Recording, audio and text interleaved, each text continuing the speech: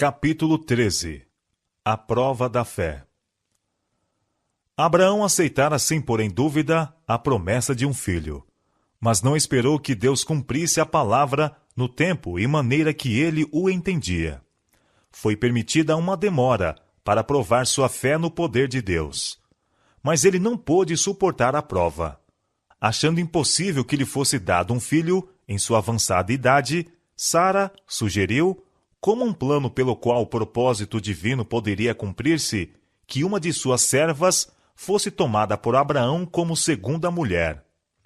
A poligamia se tornara tão espalhada que deixara de ser considerada como pecado, mas nem por isso deixava de ser uma violação da lei de Deus, e era de resultado fatal a santidade e paz na relação da família. Do casamento de Abraão com Agar resultaram males não somente para sua própria casa, mas para gerações futuras. Lisonjeada pela honra de sua nova posição como esposa de Abraão e esperando ser a mãe da grande nação que dele descenderia, Agar se tornou orgulhosa, jactanciosa e tratou sua senhora com desprezo. Ciúmes recíprocos perturbavam a paz do lar que fora feliz. Obrigado a escutar as queixas de ambas, Abraão debalde se esforçou por estabelecer de novo a harmonia. Se bem que fosse pelos rogos encarecidos de Sara que ele desposara Agar, ela o censurava agora como faltoso. Desejava banir sua rival, mas Abraão recusou-se a consentir nisto, pois Agar seria a mãe de seu filho, como ele anelantemente esperava, o filho da promessa. Ela era serva de Sara, contudo, e ele a deixou ainda sob o domínio de sua senhora. O espírito altivo de Agar não tolerava a aspereza que sua própria insolência provocara, e afligiu-a Sarai, e ela fugiu da sua face.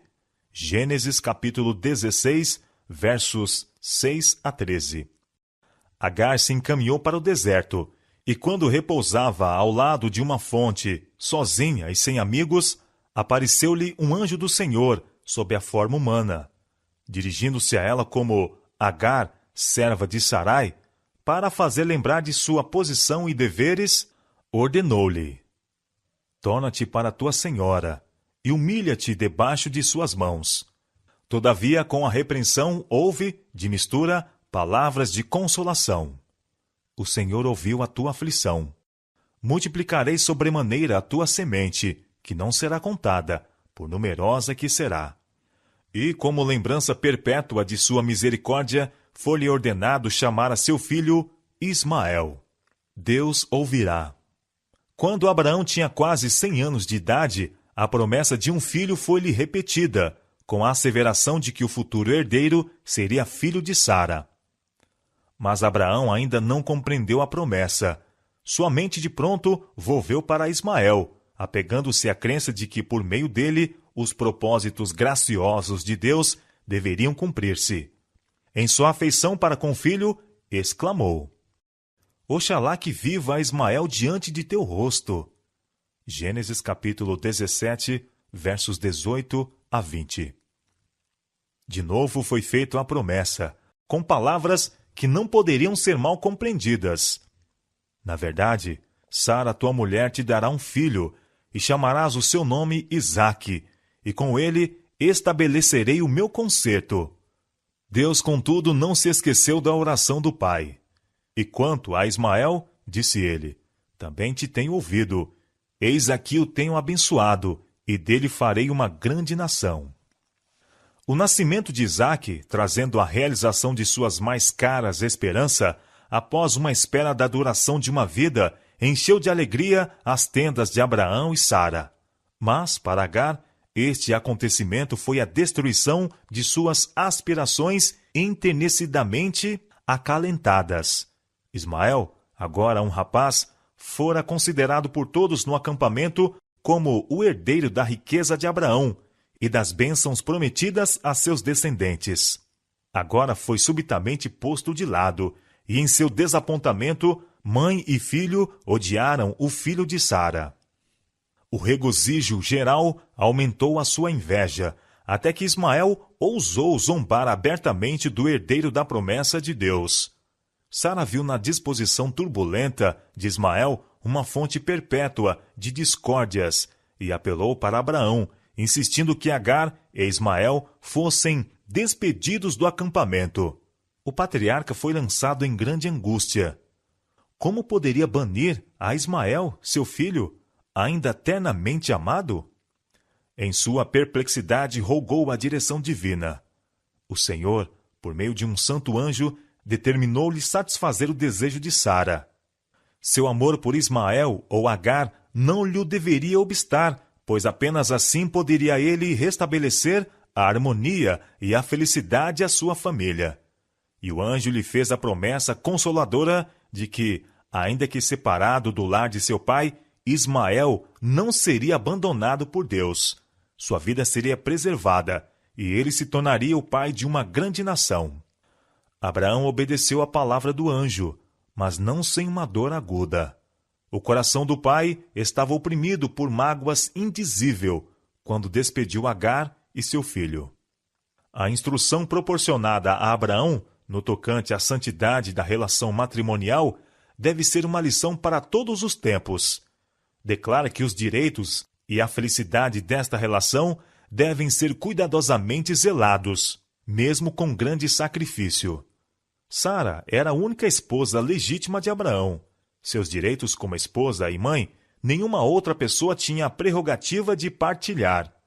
Reverenciava seu marido, e nisto é apresentada no Novo Testamento como um digno exemplo. Mas não queria que as afeições de Abraão fossem dadas a outra, e o Senhor não a reprovou por exigir o banimento de sua rival. Tanto Abraão como Sara não confiaram no poder de Deus, e foi este erro que determinou o casamento com Agar. Deus havia chamado Abraão para ser o pai dos fiéis, e sua vida devia ser um exemplo de fé para gerações subsequentes. Mas sua fé não tinha sido perfeita. Mostrar a falta de confiança em Deus, ocultando o fato de que Sara era sua esposa, e novamente com o seu casamento com Agar. Para que atingisse a mais elevada norma, Deus o sujeitou a outra prova, a mais severa que o homem jamais foi chamado a suportar. Em uma visão da noite, foi-lhe determinado que se dirigisse à terra de Moriá, e ali oferecesse seu filho em holocausto sobre um monte que lhe seria mostrado. No tempo em que recebeu esta ordem, havia Abraão atingido a idade de 120 anos. Era considerado como homem idoso, mesmo em sua geração. Em seus anos anteriores, fora forte para suportar agruras e enfrentar o perigo, mas agora passara o ardor da juventude. Qualquer, no vigor da varonilidade, pode com coragem enfrentar dificuldades e aflições que lhe fariam desfalecer o coração em sua vida posterior, quando os pés estiverem vacilantes a caminhar para a sepultura. Mas Deus guardara sua última e mais rigorosa prova a Abraão, até que o fardo dos anos fosse pesado sobre ele, e ele almejasse o repouso das ansiedades e trabalhos. O patriarca estava morando em Berseba, rodeado de prosperidade e honra. Era muito rico e acatado pelos governadores da terra como príncipe poderoso. Milhares de ovelhas e cabeças de gado cobriam as planícies que se estendiam para além de seu acampamento. De todos os lados estavam as tendas de seus dependentes, os lares de centenas de servos fiéis. O filho da promessa havia crescido até a virilidade ao seu lado. O céu parecia ter coroado com sua bênção uma vida de sacrifício, ao suportar pacientemente a procrastinação das esperanças. Na obediência da fé, Abraão havia abandonado o país natal. Afastara-se dos túmulos de seus pais e do lar de sua parentela. Vagueara como um estrangeiro na terra de sua herança. Tinha esperado por muito tempo pelo nascimento do herdeiro prometido. Por ordem de Deus, despedira seu filho Ismael. E agora, quando o filho que fora desejado durante tanto tempo chegava à varonilidade, e o patriarca parecia poder divisar os frutos de suas esperanças, uma prova maior do que todas as outras estava diante dele. A ordem foi expressa em palavras que deveriam ter contorcido angustiosamente aquele coração de pai. Toma agora o teu filho, o teu único filho, Isaque, a quem amas, e oferece-o ali, em holocausto. Gênesis capítulo 22, verso 2. Isaque era-lhe a luz do lar, a consolação da velhice, e, acima de tudo, o herdeiro das bênçãos prometida. A perda de tal filho por desastre ou moléstia teria despedaçado o coração do pai extremoso, teria curvado sua encanecida cabeça pela dor. Entretanto, foi-lhe ordenado derramar o sangue daquele filho com sua própria mão. Pareceu-lhe uma terrível impossibilidade. Satanás estava a postos para sugerir que ele devia estar enganado, pois que a lei divina ordena: não matarás. E Deus não exigiria o que uma vez proibira. Saindo ao lado de sua tenda, Abraão olhou para o calmo resplandor do céu sem nuvens e lembrou-se da promessa feita quase 50 anos antes, de que sua semente seria numerosa como as estrelas. Se esta promessa devia cumprir-se por meio de Isaque, como poderia ele ser morto? Abraão foi tentado a crer que poderia estar iludido. Em sua dúvida e angústia, prostrou-se em terra e orou, como nunca antes orara, pedindo alguma confirmação da ordem quanto a dever ele cumprir essa terrível incumbência. Lembrou-se dos anjos enviados para revelar-lhe o propósito de Deus de destruir Sodoma, e que lhe trouxeram a promessa deste mesmo filho Isaque, e foi para o lugar em que várias vezes encontrara os mensageiros celestiais, esperando encontrá-los outra vez, e receber algumas instruções mais, mas nenhum veio em seu socorro. As trevas pareciam envolvê-lo, mas a ordem de Deus estava a soar-lhe aos ouvidos. Toma agora o teu filho, o teu único filho, a quem tu amas. Aquela ordem devia ser obedecida, e não ousou demorar-se. O dia se aproximava, e ele devia estar a caminho. Voltando à sua tenda, foi ao lugar em que Isaque, deitado, dormia o sono profundo, calmo, da juventude e inocente. Por um momento o pai olhou para o rosto querido do filho. Voltou então a tremer. Foi ao lado de Sara, que também estava a dormir. Deveria despertá-la para que mais uma vez pudesse abraçar o filho? Deveria falar-lhe do mandado de Deus? Anelava aliviar o coração, falando a ela, e partilhar juntamente com ela desta terrível responsabilidade. Mas se conteve pelo temor de que o pudesse impedir. Isaque era a alegria e o orgulho dela. Sua vida estava ligada a ela, e o amor de mãe poderia recusar-se ao sacrifício. Finalmente Abraão chamou o filho, falando-lhe da ordem de oferecer sacrifício em uma montanha distante. Isaque tinha frequentes vezes ido com o pai a adorar em algum dos vários altares que assinalavam suas peregrinações, e esta chamada não provocou surpresa. Fizeram-se rapidamente os preparativos para a viagem. Preparou-se a lenha, puseram-na sobre o jumento, e com 2 servos partiram. Lado a lado, pai e filho viajavam silenciosamente. O patriarca, ponderando seu cruel segredo, não tinha ânimo para falar. Seus pensamentos estavam naquela mãe ufana e extremosa, e considerava o dia em que sozinho deveria voltar a ela. Bem sabia que a faca lhe cortaria o coração quando tirasse a vida de seu filho. Aquele dia, o mais comprido que jamais Abraão experimentava, arrastava-se vagarosamente ao seu termo. Enquanto seu filho e os moços dormiam, passou ele a noite em oração, esperando ainda que algum mensageiro celestial pudesse vir dizer que a prova já era suficiente, que o jovem poderia voltar ileso para sua mãe. Nenhum alívio, porém, lhe veio à alma torturada.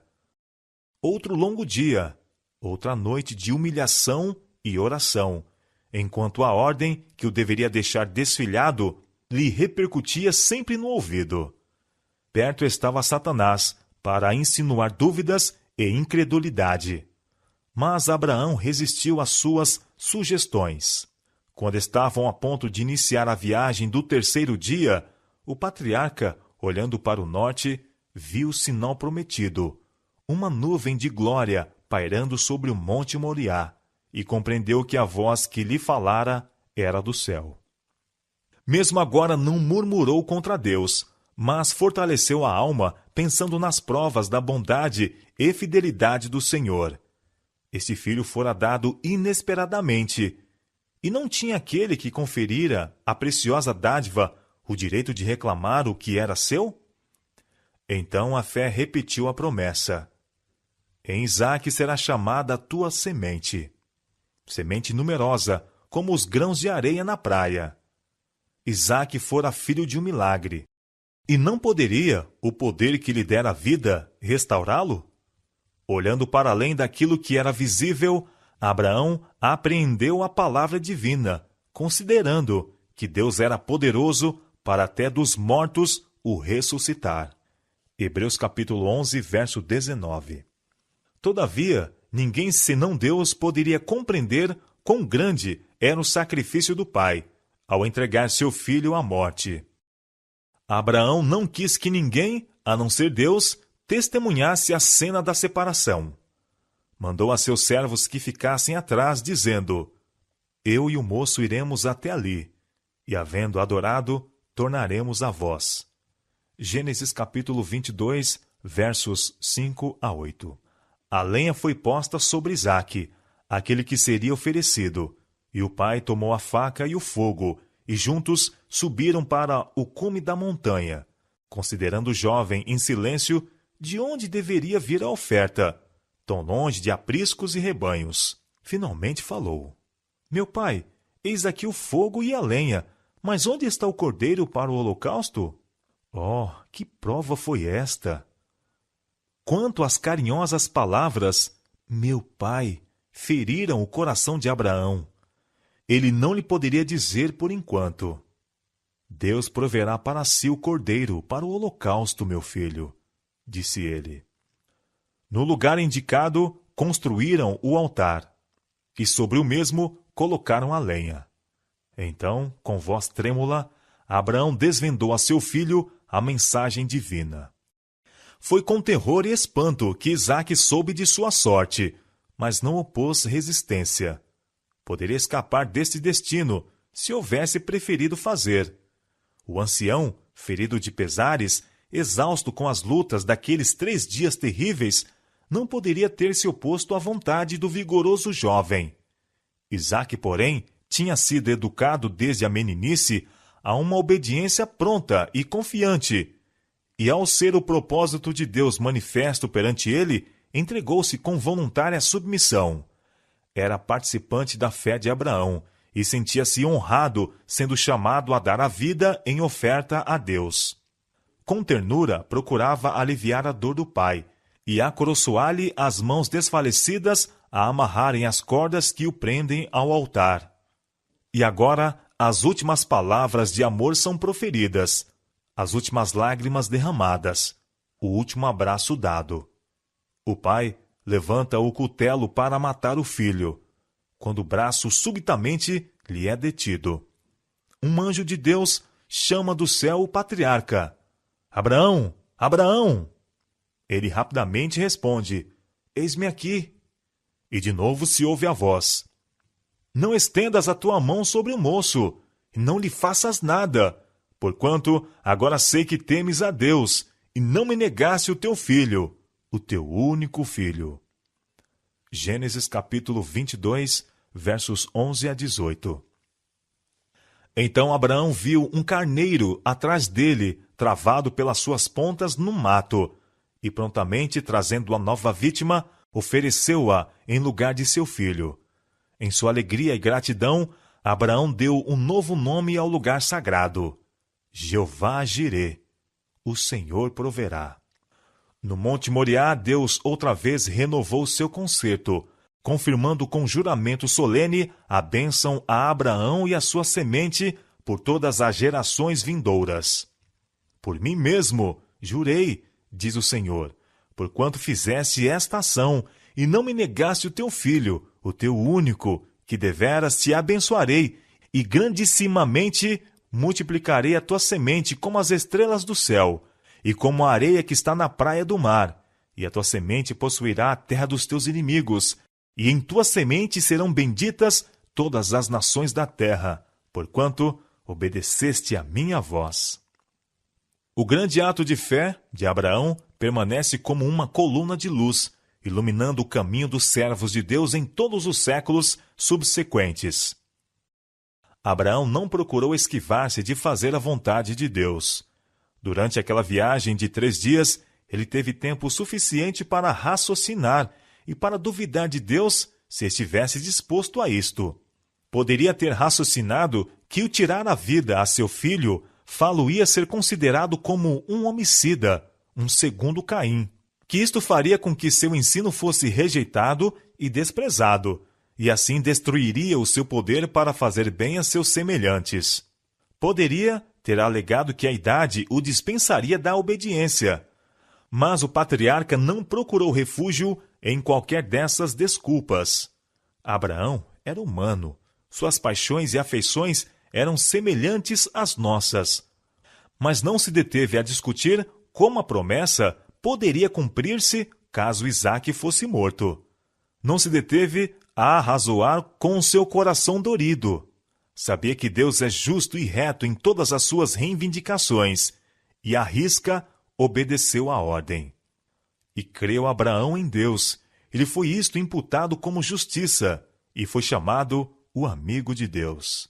São Tiago, capítulo 2, verso 23. E Paulo diz: os que são da fé são filhos de Abraão. Gálatas, capítulo 3, verso 7. Mas a fé de Abraão foi manifestada pelas suas obras. O nosso pai Abraão não foi justificado pelas obras quando ofereceu sobre o altar o seu filho Isaque? Bem vês que a fé cooperou com as suas obras, e que pelas obras a fé foi aperfeiçoada. São Tiago, capítulo 2, versos 21 e 22. Há muitos que não podem compreender a relação da fé com as obras. Dizem eles: crê apenas em Cristo e estás salvo. Não tens que ver com a guarda da lei. Mas a fé genuína se manifestará pela obediência. Disse Cristo aos judeus incrédulos: se fosseis filhos de Abraão, faríeis as obras de Abraão. São João capítulo 8, verso 39. E com relação ao pai dos fiéis, declara o Senhor: Abraão obedeceu a minha voz e guardou o meu mandado, os meus preceitos, os meus estatutos e as minhas leis. Gênesis capítulo 26, verso 5. Diz o apóstolo Tiago: a fé, se não tiver as obras, é morta em si mesma. São Tiago capítulo 2, verso 17. E João, que tão amplamente se ocupa com amor, diz-nos: este é o amor de Deus, que guardemos os seus mandamentos. 1 São João, capítulo 5, verso 3. Por símbolos e por promessas, Deus anunciou primeiro o Evangelho a Abraão. Gálatas, capítulo 3, verso 8. E a fé do patriarca fixou-se no Redentor vindouro. Disse Cristo aos judeus: Abraão, vosso pai, exultou por ver o meu dia, e viu, e alegrou-se. São João capítulo 8, verso 56. O carneiro, oferecido em lugar de Isaque, representa o Filho de Deus, que seria sacrificado em nosso lugar. Quando o homem foi condenado à morte pela transgressão da lei de Deus, o pai, olhando para o filho, disse ao pecador: vive, eu achei um resgate. Foi para impressionar o espírito de Abraão com a realidade do Evangelho, bem como para lhe provar a fé, que Deus o mandou matar seu filho. A angústia que ele sofreu durante os dias tenebrosos daquela terrível prova foi permitida para que compreendesse por sua própria experiência algo da grandeza do sacrifício feito pelo infinito Deus para a redenção do homem. Nenhuma outra prova poderia ter causado a Abraão tal tortura de alma, como fez a oferta de seu filho. Deus deu seu filho a uma morte de angústia e ignominia. Aos anjos que testemunharam a humilhação e angústia de alma do Filho de Deus, não foi permitido intervirem, como no caso de Isaque. Não houve nenhuma voz a clamar, basta! A fim de salvar a raça decaída, o Rei da Glória rendeu a vida. Que prova mais forte se pode dar da infinita compaixão e amor de Deus? Aquele que nem mesmo a seu próprio filho poupou, antes o entregou por todos nós, como não nos dará também com ele todas as coisas? Romanos capítulo 8, verso 32. O sacrifício exigido de Abraão não foi somente para seu próprio bem, nem apenas para o benefício das gerações que se seguiram, mas também foi para a instrução dos seres destituídos de pecado, no céu e em outros mundos. O campo do conflito entre Cristo e Satanás, campo este em que o plano da salvação se encontra formulado, é o compêndio do universo. Porquanto Abraão mostrara a falta de fé nas promessas de Deus, Satanás o acusara perante os anjos e perante Deus de ter deixado de satisfazer as condições do concerto e de ser indigno das bênçãos do mesmo concerto.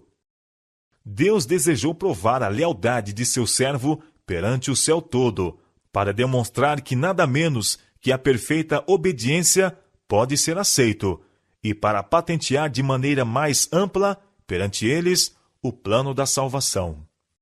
Seres celestiais foram testemunhas daquela cena em que a fé de Abraão e a submissão de Isaque foram provadas. A prova foi muito mais severa do que aquela a que Adão havia sido submetido. A conformação com a proibição imposta a nossos primeiros pais não envolvia sofrimentos, mas a ordem dada a Abraão exigia o mais angustioso sacrifício. O céu inteiro contemplava com espanto e admiração a estrita obediência de Abraão. O céu todo aplaudiu sua fidelidade. As acusações de Satanás demonstraram-se falsas. Deus declarou a seu servo: agora sei que temes a Deus, a despeito das acusações de Satanás, e não me negaste o teu filho, o teu único. O concerto de Deus, confirmado a Abraão por um juramento perante os seres de outros mundos, testificou que a obediência será recompensada. Tinha sido difícil, mesmo para os anjos, apreender o mistério da redenção. Isto é, compreender que o comandante do céu, o Filho de Deus, devia morrer pelo homem culposo. Quando foi dada a Abraão a ordem para oferecer seu filho, isto assegurou o interesse de todos os entes celestiais. Com ânsia intensa, observavam cada passo no cumprimento daquela ordem. Quando a pergunta de Isaque: onde está o cordeiro para o holocausto? Abraão respondeu: Deus proverá para si o cordeiro. E quando a mão do pai foi detida, estando a ponto de matar seu filho, e for oferecido o cordeiro que Deus provera em lugar de Isaque, derramou-se então luz sobre o mistério da redenção, e mesmo os anjos compreenderam mais claramente a maravilhosa providência que Deus tomara para a salvação do homem.